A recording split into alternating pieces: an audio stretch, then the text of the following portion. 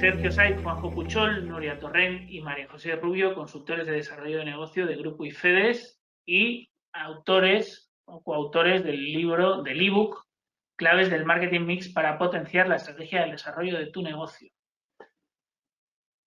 ¿Qué entendemos por marketing estratégico? Y aquí es una pregunta libre que os hago a cualquiera de vosotros. ¿Qué entendemos por marketing estratégico? Sergio, que me pillas más a mano. Bueno, a mí me gusta definirlo como todas aquellas acciones relacionadas con el marketing alineadas con todos los objetivos globales de la empresa.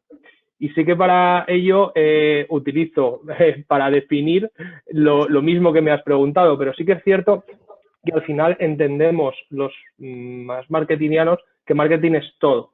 Engloba desde el producto, precio, distribución y cada vez más y más cosas relacionadas con las personas. Todo eso tiene que estar alineado con la estrategia global del negocio y por eso se habla de marketing estratégico. Nuria, él ha dicho que no solo hay 4P, sino que hay más. Te hago a ti esta pregunta porque lo estuvimos hablando en el momento de hacer el ebook. ¿Hay más? ¿Nos quedamos solo con 4? ¿Hay 8? ¿Hay 16? ¿Cuántas P's tiene el marketing estratégico? A ver, dependiendo del enfoque o de la variante que analicemos y a qué autores, podemos ver que hay más o menos P's. Las que son básicas dentro del marketing mix, que todo el mundo conocemos, son la de producto, precio, promoción y distribución, o canal, mejor dicho, y al final lo que pasa es que hay una que tiene que ser, que es imprescindible ya, que es la de personas, que es una de las que sí que se han introducido, y esas podemos decir que todos los autores sí que la tienen en cuenta. ¿Cuántas P's? Pues hay gente que define que 8, hay gente que define que 16 y he oído hasta 21. Lo único que hay que tener en cuenta es que las necesidades y el foco en el cliente es cada vez más importante y alrededor de eso se han ido definiendo también otra serie de aspectos importantes dentro del marketing a los que abordar y por eso van saliendo cada vez más P's. Pero si yo me quedara con alguna, me quedaría con las que tenemos y la de personas. María José, a ti voy ahora. ¿Por qué crees que las empresas deben de tener una planificación estratégica?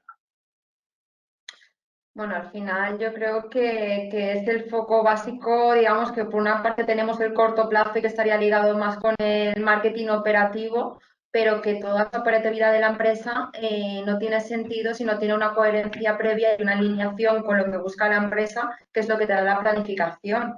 Entonces, al final, esa planificación estratégica siempre la tenemos que tener si queremos llegar o sea, al final la operatividad te da un rumbo, o sea, te da un día a día, pero lo que te da la planificación es un rumbo, un horizonte, un objetivo del medio y largo plazo de la empresa. Y en este sentido también apuntar que lo que decíamos antes de que es el marketing estratégico, yo creo que es básico para la planificación estratégica porque precisamente lo que hace el marketing estratégico es que nos proporciona información de mercado y a la hora de la planificación estratégica necesitamos esa información de mercado para alinear nuestra empresa para hacer ese encaje con lo que está ocurriendo en el mercado. Entonces, creo que eso es básico. Juanjo, decía ahora María José que la planificación te permite dibujar un horizonte a medio y largo plazo, pero sin duda si hemos pasado de un entorno buca a un entorno super buca ahora mismo. ¿Son estos los tiempos para pensar en estrategia? No solo por las circunstancias actuales, pero bueno, en el fondo es la dinámica habitual del mercado desde hace un tiempo. Es decir, en todo lo que es el tema de planificación estratégica ha ido evolucionando desde cuando se analizaba y se planteaban proyectos de estrategia de empresa incluso a 10 años, luego bajó a 5, luego ha bajado a 3, ¿vale? Básicamente porque esta es la parte que es la principal, en la que debe hacer cada día más incidencia, que es la parte del entorno, y lógicamente el entorno hoy en día es bastante inestable, está definido con los acrónimos de BUCA, pero eso no es óbice para que se pueda o se pueda y se deba desarrollar una parte de estrategia. Simplemente es que el marco del entorno es muy cambiante, con lo cual las decisiones estratégicas tienen que ser suficientemente flexibles para ir o tener diferentes alternativas para ir variando en función de cómo varía el entorno, no en el día a día, pero sí en el corto plazo. Nuria, decía ahora mismo, Juanjo, hablaba de decisiones estratégicas. Tú en el ebook hablabas del precio, concretamente. ¿Qué peso tiene el precio dentro de esas decisiones estratégicas? Al final, dentro de las decisiones estratégicas, el precio o la estrategia de precios, mejor dicho, que tomemos dentro de la planificación va a ser muy determinante a la velocidad que estábamos hablando de entornos VUCA también, a la que conseguir cambios dentro de la estructura de nuestro negocio. Si hablamos de variables de marketing, sí que podemos decir que si el precio como tal es una de las que nos va a permitir cambios más a corto plazo, más que si estuviéramos hablando de un aumento de la venta o una disminución de los costes. Según ese precio o esa estrategia de precios que tomemos, vamos a conseguir sacar una mayor rentabilidad o menos y conseguir estructuras que nos hemos marcado como objetivo más rápidamente. Por lo cual podemos decir que tiene un papel bastante importante, ya no solo el precio, sino la estrategia que engloba esa política para conseguir los objetivos a medio plazo que se proponga la organización y más a corto también. Vale, y dentro de esos plazos a medio, corto y largo plazo, ¿cómo debe ser la estrategia o cómo se fijan los precios? ¿Cómo la empresa toma la decisión de fijar un precio? Para fijar los precios dentro de una compañía, sea de productos o de servicios, encontramos diferentes formas de hacerlo. Unas con un enfoque exclusivamente interno, es decir, teniendo en cuenta los costes de la organización exclusivamente, u otras teniendo exclusivamente en cuenta el entorno, es decir, yo voy al mercado y miro qué hace mi competencia, miro qué precios en productos similares que existen en el mismo y decido, sin tener en cuenta nada más. Y la tercera, y a la que debemos de ir cada vez más todas las empresas, es a tener tanto en cuenta qué está pasando en el mercado, pero ya no solo mi competencia, sino tendencias que existen en el mismo y cómo se ven las previsiones a medio plazo. La competencia, analizarla también y también tener en cuenta los costes internos de la misma. Y con esas tres variables, fijar unos precios acorde al exterior y a nuestra situación y modelo de negocio definido. Aprovecho para decir que eso lo explicabas muy bien en el primer capítulo del videoblog. Yo meto la cuña publicitaria. Vale. Sergio, tú hablabas de producto en el ebook. Un producto en el que el cliente tiene hoy más poder de decisión que nunca. Claro, al final todo ese avance tecnológico y avance de información afecta por un lado a la oferta, que podemos llegar a más puntos pues bueno, con nuestra comunicación, pero también afecta a la demanda, que es decir, podemos estar cada vez mucho más informados. Entonces, el consumidor ahora mismo es capaz de comparar muchísimas opciones y de comprar prácticamente todas ellas en cualquier parte del mundo. ¿Cuál es el problema de esto? Que al existir tanta oferta, el consumidor difícilmente nota las diferencias entre los productos. ¿Y qué pasa si todos los productos parecen iguales para el consumidor? Que realmente lo son, no hay ningún tipo de diferenciación. Que en este aspecto la empresa lo que está proponiendo es una co-creación de ese producto. Se puede ver pues bueno, en ligeras personalizaciones de productos más físicos, pero es mucho más evidente en todo el apartado digital. Te puedo asegurar de que por ejemplo, tu plataforma de Netflix, tu primera pantalla que tú ves, poco se parece a la mía. Toda esa oferta se ha construido en base a tus gustos, a tus acciones. Eso es realmente ese poder del cliente y esa co-creación. Mencionabas tú la digitalización. ¿Crees que este nuevo escenario, no solo me refiero al producido en el último mes y medio, sino también a la digitalización, ha hecho que estratégicamente los las empresas acorten o alarguen los ciclos de vida de sus productos? Bueno, yo creo que son dos cosas distintas. Por un lado es una inercia en el que el ciclo del producto es cada vez más y más corto, debido también a esa amplia oferta en el cual, pues bueno, siempre hay una evolución continua, pero sin embargo las empresas lo que deben hacer es intentar alargar toda esa fase de vida del producto, porque conseguir toda esa evolución del producto es altamente costoso en cuanto a términos económicos, en cuanto a términos también de inversión de tiempo. Con lo cual, hay que intentar alargar toda esa fase de vida del producto y se puede hacer desde muchas perspectivas, buscando nuevos mercados, buscando, pues bueno, incrementos en ese producto, en un desarrollo continuo. Y bueno, es una parte más de ese entorno VUCA que estábamos comentando antes. Y bajo vuestro punto de vista, y esta es una pregunta general, ¿qué características deben tener los nuevos productos o servicios si quieren competir en el mercado actual? Esta es una pregunta general, genérica para todos. Bueno, lo primero es que seguramente deberán de estar adaptados un poco a las necesidades de un cliente en concreto o un target de cliente en concreto. Difícilmente hoy en día se puede evolucionar o desarrollar políticas de desarrollo de productos sin tener esa variable en cuenta. Es una de las críticas básicas.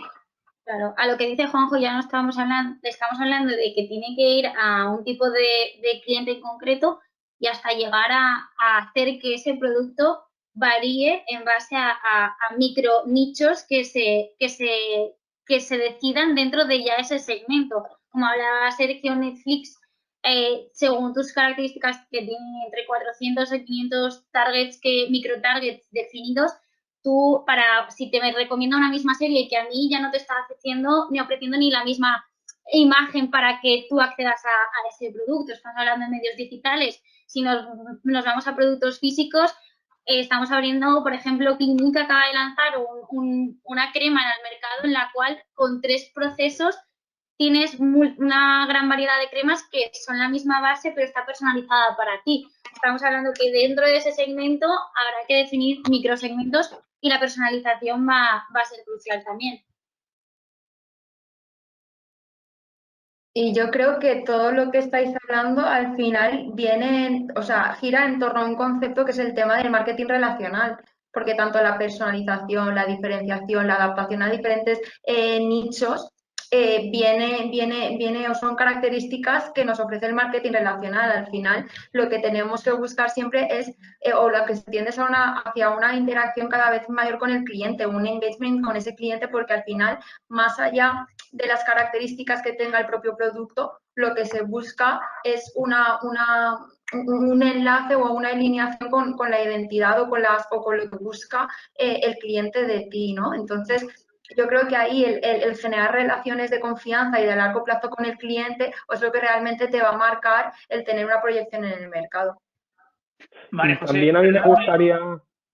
Bueno, perdona, únicamente me gustaría añadir que al final también es el cambio de mentalidad, es no entender el producto como algo en sí mismo, sino al final el producto solo es un fin para resolver una necesidad. Cuanto más transformemos ese producto en un servicio, más capacidad tendremos de modularlo en función de las características de nuestros clientes y más aporte de valor podremos dar. Es importante lo que comentáis ahora porque en el fondo cada vez pesan menos las características físicas de los productos. Es decir, el concepto de producto ampliado que empezó en su momento desde el packaging, que en sus formas más básicas y demás, a los servicios acompañados, a la parte postventa y demás, y que ha ido evolucionando hacia conceptos mucho más actuales, que tienen que ver más con el tema de experiencia de cliente, es un poco lo que te permite diferenciarte para dirigirte a targets de clientes diferentes y apalancar esa variación del producto y esa diferenciación del producto sin generar unos costes añadidos que vienen motivados simplemente por el desarrollo del producto físico. Es decir, uno puede cambiar o puede usar el mismo producto empaquetado o mostrado o vendido de diferente manera, ¿de acuerdo? Sin tener que incurrir el 100% de los costes que supone el desarrollo de un producto. Y esos son herramientas básicas que hoy en día las empresas tienen que conocer y que se pueden adaptar fácilmente. En relación a eso que dices, Juanjo, de los productos físicos y tomando lo que decía también María José, hablando del marketing relacional y de que esto va mucho de cliente-empresa, empresa-cliente. ¿Creéis que el teletrabajo va a influir y de qué manera en el marketing relacional? Sí, es decir, no solo en la parte del teletrabajo, en el fondo son herramientas. Es decir, al final, en la medida en que los usuarios usen determinadas herramientas, determinados servicios, determinados productos y demás, siempre que las empresas vean eso como una oportunidad, ¿de acuerdo? Hay que aprovecharla. Cuando al principio preguntabas sobre el entorno Buca, este es un ejemplo concreto de cómo en una situación concreta un entorno Buca, ¿de acuerdo?, puede ser visto como una oportunidad para explorar diferentes campos que probablemente muchas de las empresas ni se habían planteado de una manera más seria, por llamarlo de alguna manera. Entonces, en el fondo, los entornos Buca se trata de analizar los problemas, de inferir o intentar anticipar en los problemas, buscar o generar oportunidades y buscar soluciones para aprovechar esas oportunidades. Y el teletrabajo, por ejemplo, puede ser una de ellas para entornos en circunstancias como las que estamos ahora mismo. Al final no deja de acelerarnos algo que ya estaba en auge y creciendo. Lo que hace es que durante estos días todo el mundo estemos aprendiendo mucho más de estas herramientas a marchas forzadas. Aumenta la velocidad, pero realmente vamos a ir adaptándonos a las circunstancias y luego ya será algo totalmente normalizado en nosotros, ya que se va a convertir en nuestro día a día durante, parece que, bastantes más días. Nuria, ¿ganará el más rápido en adaptarse a estas herramientas? Pues eso también comentaba con clientes estos días. Estamos en un momento en el cual se ha parado el mundo, parece, pero el que sea más ágil y más flexible ahora mismo y tenga las armas preparadas para cuando podamos salir ahí fuera, ganará bastantes puntos. Entonces, dentro del parón, tenemos que tener velocidad dentro de nuestras organizaciones y ser capaces de organizarnos y de ser ágiles de cara a ese mercado que no, aunque ahora se haya frenado, no va a ser más lento cuando salgamos otra vez hacia afuera. Así es que sí que vamos a tener que darle velocidad a nuestras organizaciones para poder llegar bien a ese mercado. En el fondo es un planteamiento de decisiones que pueden ser más o menos estratégicas o más o menos operativas. Las herramientas están. Y este tipo de herramientas permite solucionar o aprovechar determinadas oportunidades que un entorno ocurre hoy en día. Entonces, la velocidad de cambio interno dentro de las empresas es crítica. Es decir, siempre que porque no todas las empresas tienen la misma velocidad de cambio interno. El mercado sí que avanza muy rápido, pero las empresas no tienen una velocidad de cambio interno similar a la del mercado. Existiendo herramientas, solo es tomar decisiones, de usarlas. María José.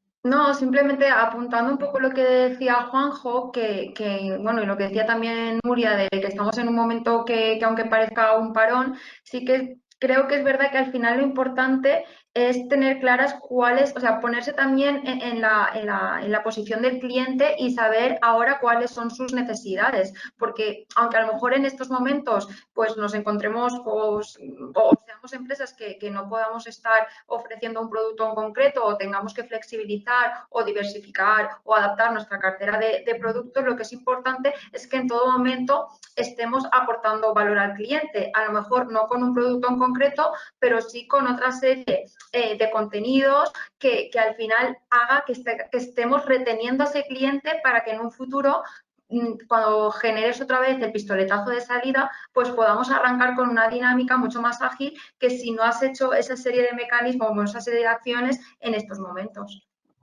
O sea, que hay vida más allá de la solo supervivencia, de la mera supervivencia. Quiero decir, la estrategia es la supervivencia, pero también la preparación para más adelante. Por supuesto, tenemos que estar ya pensando, o sea, tenemos que anticiparnos y estar pensando ya que la dimensión después de esto cuál va a ser y ir armando acciones que no vayan solo en la línea de la supervivencia, sino que realmente estemos ya allanando el camino para una posterior, digamos, reconducción de la situación. Claro, en ese sentido, en las circunstancias que tenemos ahora, nos han dado, nos han proporcionado algo que siempre habíamos echado de menos, que era tiempo. Y debe ser aprovechable por esas empresas para plantearse no solo cómo pueden aprovechar esas herramientas, sino que nuevas oportunidades o nuevas tendencias van a surgir en el mercado. Se habla muchísimo ahora también de la tendencia creciente, más allá de la importancia del medio ambiente, una nueva tendencia de preocupación por todos los temas sanitarios, una preocupación por todo cómo esté el equipo dentro de la empresa. Todo eso serán nuevas oportunidades de mercado que al final la empresa tendrá que aprovechar si quiere desarrollarse en ese nuevo escenario que está aún por descubrir. Por último, Juanjo, aunque la pregunta es para todos, pero en este caso, Juanjo, y abrimos después el debate, la logística se ha visto que se ha convertido en una de las palancas fundamentales en estos días, la cadena de suministro. Sin embargo, no todas las empresas tienen ese conocimiento sobre qué canales existen, y si tú fueras una empresa, en función de, tú te doy a elegir la empresa que tú quieras, ¿por cuál de ellos te decantarías? Es decir, ¿qué canales de distribución existen? Y tú, que eres un hombre leído y con sabiduría, ¿por cuál te decantarías si fueras una empresa? Yo creo que, si me permite, Gonzalo, la respuesta a tu pregunta no la tengo, porque tu pregunta no es correcta. Es decir, la empresa no puede decidir en qué canal operar. Es el cliente el que decide en qué canal opera. La empresa solo se adapta. Es decir, solo se adapta. Es el cliente el que decide en qué canal va a comprar o adquirir sus productos o sus servicios. La empresa solo tiene que adaptarse a dónde el cliente o su cliente o el que la empresa ha pensado que es su cliente va a ir a comprar. Si no lo hace... O sea, seguimos un poco por recoger lo que tú me has dicho. ¿El cliente sigue siendo jefe y señor de todos los procesos de la empresa? Cuando y la pregunta es de ahora no tiene nada que ver con esta situación, sino que ya viene desde hace mucho tiempo. Es decir, en general, lo que nos encontramos todos cuando nos ponemos no en la piel del consumidor, sino cuando nosotros vamos a consumir, es un exceso de oferta brutal. Es decir, tenemos multitud de productos similares o muy parecidos que cubren todas nuestras necesidades. Entre un exceso de oferta tenemos múltiples posibilidades para elegir. Básicamente, es siempre el cliente el que tiene el poder de cambiar. La empresa solo tiene herramientas para acercarse al cliente. Cuando hemos hablado en esta pequeña charla ya hemos hablado de precio, hemos hablado de producto, hemos hablado de canales, hemos hablado del concepto de cliente y demás. En el fondo son herramientas. Es decir, son herramientas que, y enlazando con lo del principio, conforman la parte de marketing estratégico. Es decir, son herramientas separadas, pero no pueden entenderse por separado. Es decir, cuando analizamos el ciclo de vida de un producto en base a un target de cliente, el precio es algo que nos va a definir el éxito o no de nuestra política. Si fijamos el precio y no tenemos en cuenta los canales de distribución, fallaremos. Si no tenemos en cuenta el cliente en toda esa estrategia fallaremos. Por eso, cuando al principio hablábamos de marketing estratégico, no son más que diferentes herramientas. Preguntabais variables que influyen dentro del marketing estratégico. ¿Cuántas hay? Nuria lo ha dicho bien. Es decir, puede haber 25. ¿Cuántas? En función de cada empresa. Hay empresas que la parte de distribución la tienen muy clara porque solo operan en un canal. Perfecto. Cuanto más atrás estén en la cadena de distribución, si son empresas industriales, pues básicamente o fabrican productos industriales, su canal puede ser directo y contra empresas industriales. Ahora, cuanto más te acerques al consumidor final, más complicado es el entorno y más variables tienes que utilizar. Separadas, sino que hay que entender que cuando nosotros desarrollamos un proyecto enfocado a la mejora de política de producto, no podemos obviar ninguna de las otras variables que influyen en todo este proceso. Y por eso lo denominamos marketing estratégico. ¿Creéis que la comunicación es hoy en día más importante que nunca? Yo creo que sí, pero también quiero remarcar que la comunicación muchas veces cuando la preguntamos así pensamos en una comunicación hacia el mercado y creo que el peso principal está también en una comunicación interna dentro de las organizaciones. Creo que ese es el mayor peso o a mayor corto plazo que nos hemos dado cuenta. Tenemos 1000 canales de comunicación internos que no son eficientes, que no son operativos, no tenemos estrategias correctas dentro de nuestra comunicación interna para dar esa agilidad y esa velocidad que estamos necesitando y encima a distancia de cada uno de nosotros, que no es nuestro entorno normal. Entonces, a nivel interno creo que ha cogido un papel fundamental y eso hace que las herramientas que se utilicen cada vez se estén utilizando, se utilicen más. Y a nivel externo también, no deja de ser, o muchas veces ahora en las estrategias que están cogiendo de comunicación o las acciones que puede hacer la empresa para poder cogerse a toda esta situación depende de lo que hayan trabajado anteriormente en sus canales de comunicación. ¿Tienen público ahora para hacer acciones de comunicación que tengan un engagement adecuado a lo que necesitan para conseguir sus resultados?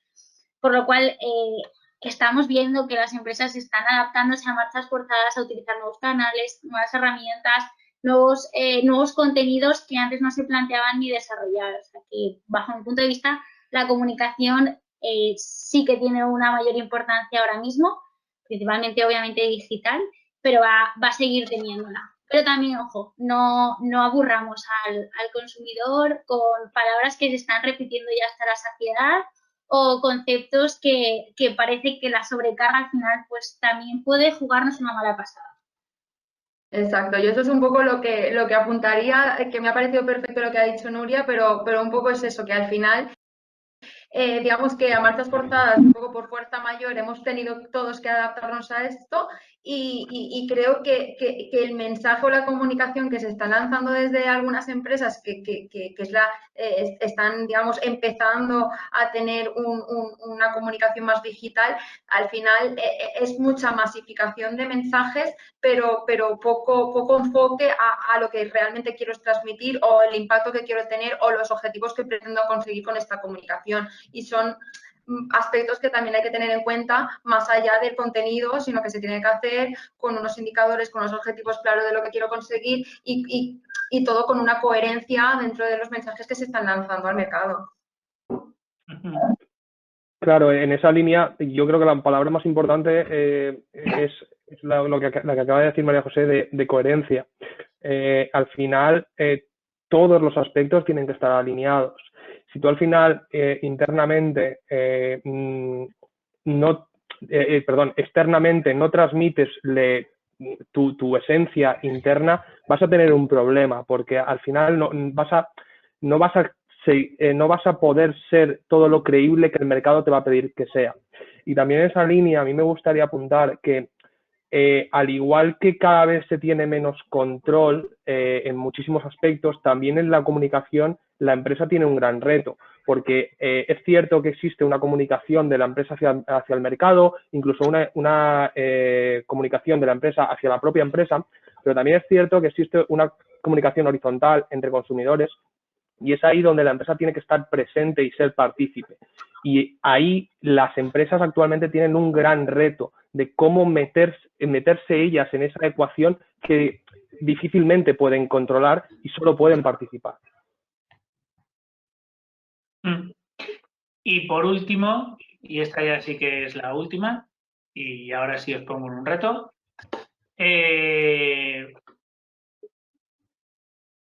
recomendación le daríais cada uno de vosotros a las empresas desde el punto de vista estratégico? A esas empresas que se debaten, como decíamos antes, entre la supervivencia y el prepararse para tener un buen puesto de salida cuando pase todo esto, que pasará.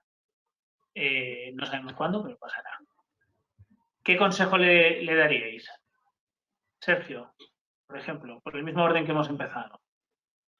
Bueno, al final yo el consejo que le daría no solo es para esta situación. Al final siempre tienes que tener una actitud de visión estratégica. Eso es como si en una guerra, por poner un símil, cuando vas ganando dejases de un lado la estrategia o cuando vas perdiendo lo hicieses.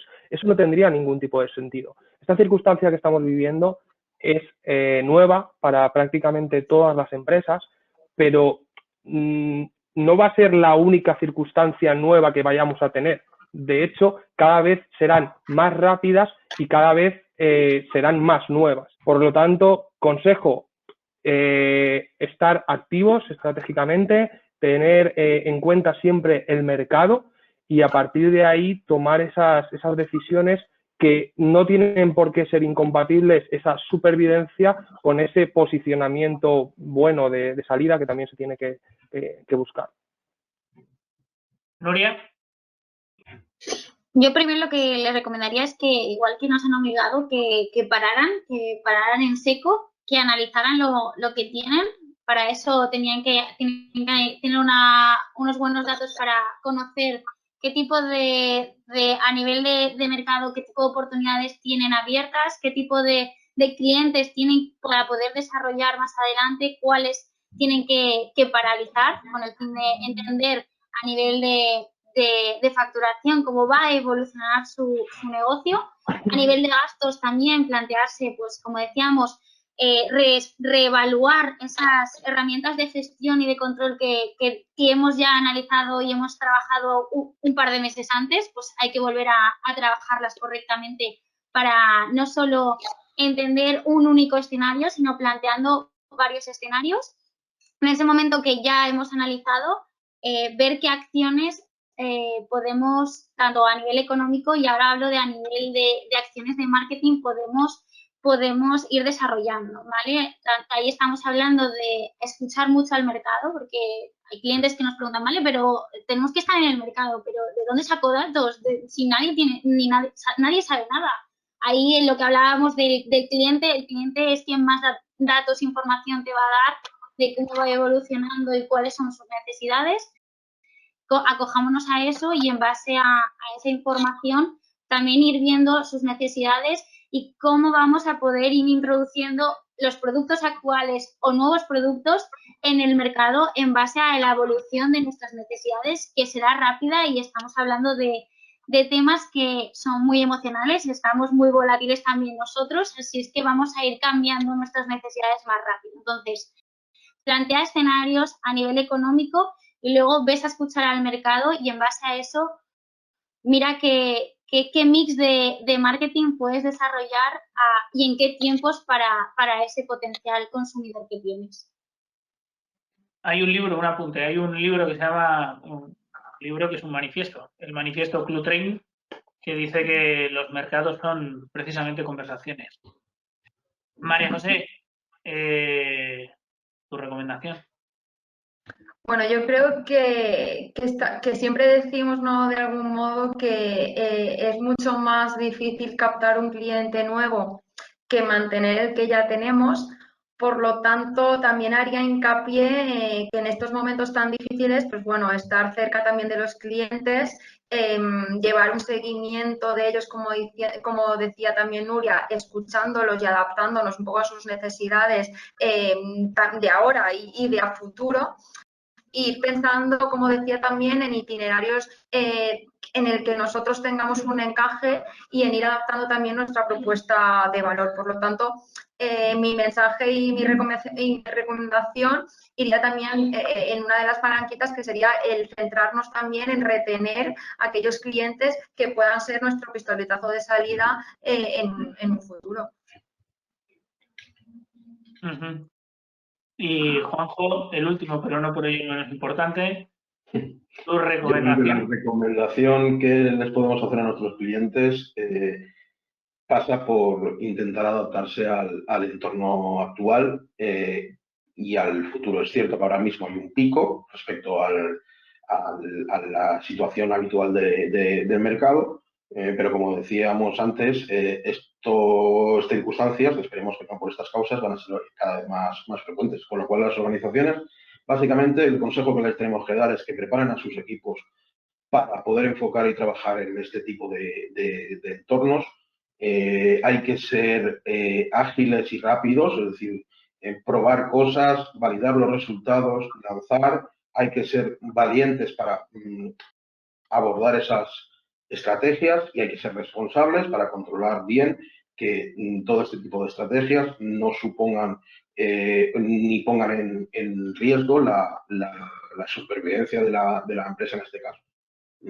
Pero no hay más. Hay que ser valientes y consecuentes en afrontando los retos que el entorno nos deja hoy en día, y esto solo lo pueden hacer las personas de la organización. Hay que tener a los equipos preparados y habituados a trabajar en este tipo de entornos en las que la toma de decisiones tiene que ser rápida, ágil, consecuente y responsable en este caso. Esas serían un poco las recomendaciones para abordar situaciones de este tipo. Muy bien, Sergio Saiz, Juanjo Puchol, Nuria Torrent y María José Rubio. Un placer, la verdad. Un placer hablar con vosotros. Gracias.